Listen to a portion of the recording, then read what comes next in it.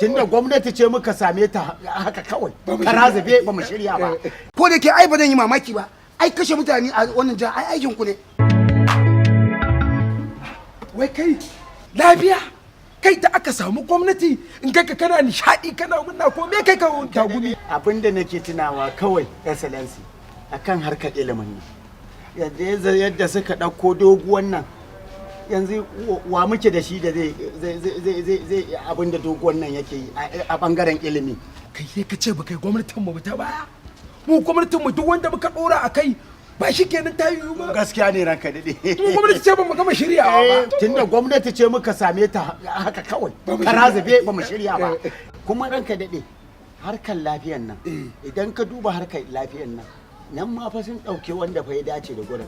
In ka duba har asibitin emergency din nan kuma ka duba hasiya bayaran nan sun fa yi aiki a gurin nan ma ya kace ganin ya za a yi a nan wajen. To kai banda abin ka me ne wani damuwa yanzu ko kai na sa a harkar lafiya ba za ka iya ba. Yalla bai excellency ni kuma a bani kamar ya excellency idan ka dade ni gona na karanta harkar gona na karanta. To ko huda ce ba ka yi musu ba. Ba abin da za ku yi, ba abin da za ku iya. Ai ku wayan tambaye ku da kuka zo da kuke ta shirye ƙaryar ku da ƙaryar ku kuka saba yi tunda makareta ne ku. Marasa tsoron Allah.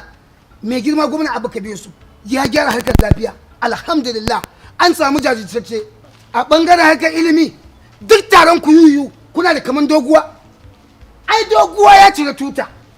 Domin a gaba mutanen ku daga kanku har mabiya bayan ku ai ba ku da irin doguwa.